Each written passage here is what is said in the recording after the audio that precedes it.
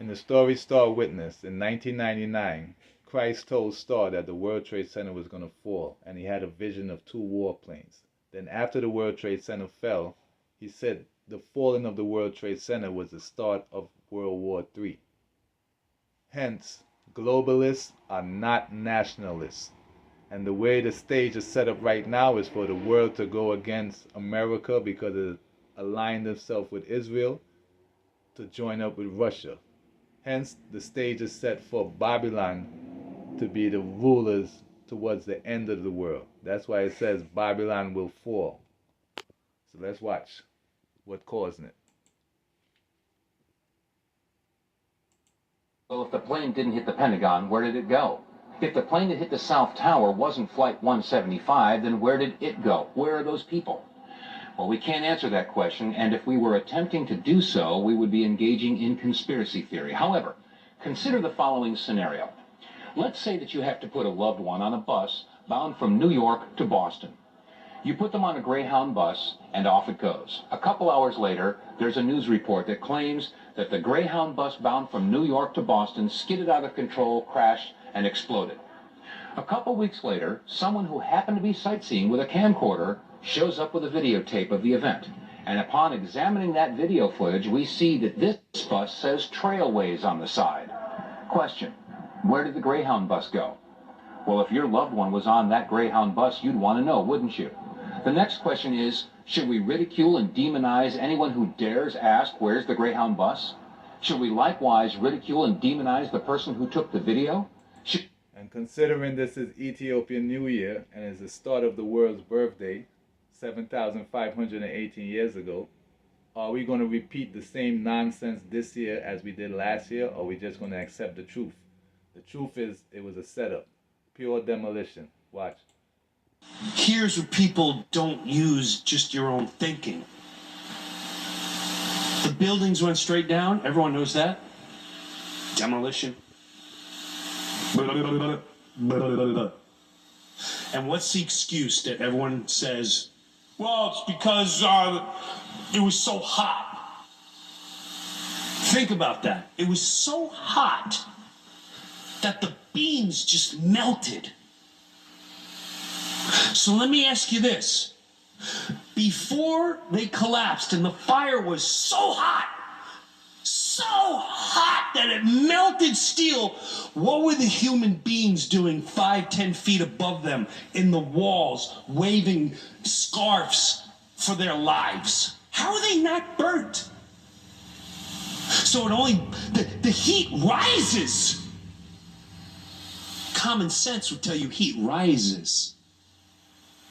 But this heat melted downward, and but the people on top, help! Hello, use your brain, man. And this is what it's leading to. Led by the United States. They have come to Southern Africa to teach us democracy. A country that was opposed to our liberation, a country that supported colonial regimes, the apartheid regime in South Africa, the white racist minority regime in Zimbabwe, now Rhodesia, now Zimbabwe, the Portuguese colonial governments in Mozambique, in Angola, in Guinea-Bissau, and Cape Verde, today is coming to Africa to teach us about democracy.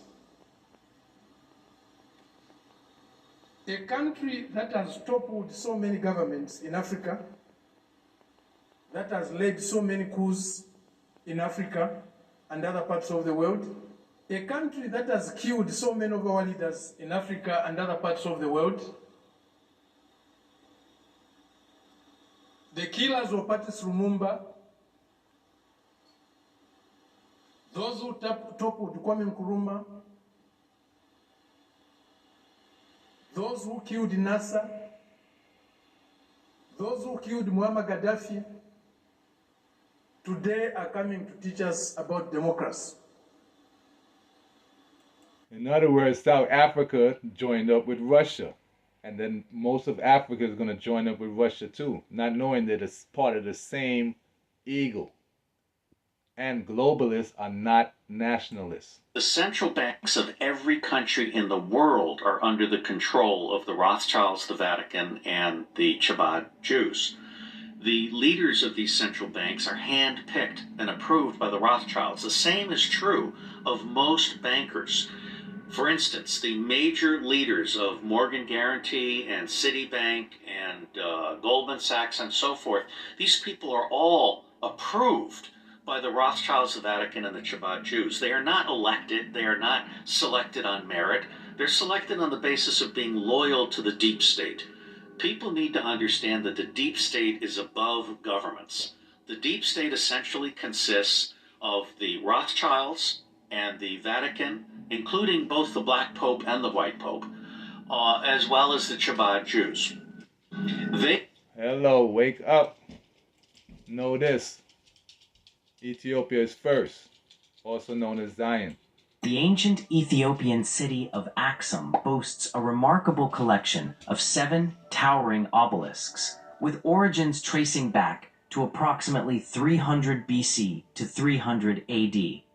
These monumental structures, intricately carved to resemble windows and doors of multi-story buildings, include the largest monolith ever constructed globally, which stands at 108 feet and weighs an impressive 500 tons, symbolizing a 13-story edifice. Over 1,500 years ago, Ethiopia was also minting its own coins, a feat that only a few contemporary empires, such as Rome, Persia, and the Kushan kingdom in northern India, could achieve in gold. Hence Hindu Kush, because Eastern Ethiopia is what they call India today. In other words, an Indian was a Kushite, Hindu Kush from Ethiopia. Why? Because Ethiopia is the first civilization on world. Let's watch. They told you the first church stood in Rome, but before Rome bowed to the cross, Ethiopia had already carved its faith into living stone, not built upward, but cut deep into the earth. In Lalibela, cathedrals weren't built. They were carved from living rock.